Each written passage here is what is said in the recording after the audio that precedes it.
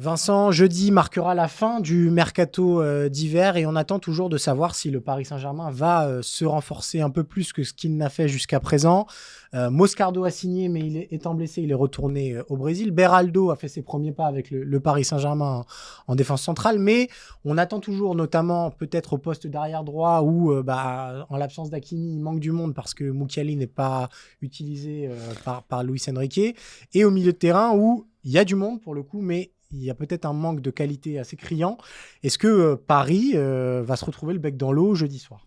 Il faut reconnaître qu'on ne comprend pas trop la stratégie du mercato parisien. C'est vrai que ça avait bien débuté, ça avait débuté assez fort avec les arrivées de Beraldo qui lui joue tout de suite, qui a affiché quelques difficultés, mais qui trop vite, qui sont assez compréhensibles peut-être pour quelqu'un qui arrive d'un autre championnat qui doit s'adapter.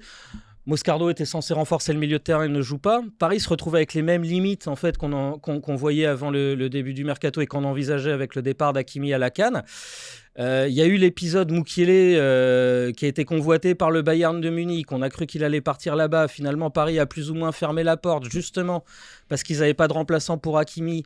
Mais au final, Mukiele contre Brest ne joue pas. C'est Zaïre Emery qui se retrouve un petit peu arrière droit et du coup qui laisse un grand vide au milieu de terrain parce que c'est clairement le meilleur milieu de terrain de la saison du côté du PSG. Donc on voit à la fois les limites au poste d'arrière droit et au poste de milieu de terrain. La fin du mercato arrive et ça n'a pas été renforcé. Quand on regarde les pistes, Cyril, honnêtement, on n'imagine pas en fait que les recrues que Paris finisse par se renforcer cet hiver, là où il avait besoin justement d'avoir un upgrade. C'est ça que je ne comprends pas. Il y a deux choses. Il y a le nom et il y a même le timing. C'est-à-dire que sur les noms, Kimmich, Guimarães, Yoro, je pense que personne ici ne pourra dire que ce sont des mauvaises idées pour le Paris Saint-Germain. C'est même tout l'inverse.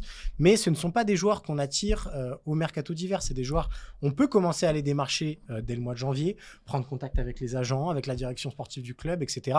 pour que les choses se décantent d'ici l'été prochain. En revanche, sur cet hiver, c'était évident que ces trois joueurs-là n'allaient pas rejoindre le Paris Saint-Germain. Et sur le timing, ce qui m'interroge aussi, c'est de se dire que Paris joue dans 15 jours son huitième de finale aller face à la Real Sociedad et qu'ils vont peut-être attendre, si d'aventure quelqu'un rejoint le Paris Saint-Germain, ils vont attendre encore quasiment le 1er février pour que cette personne arrive.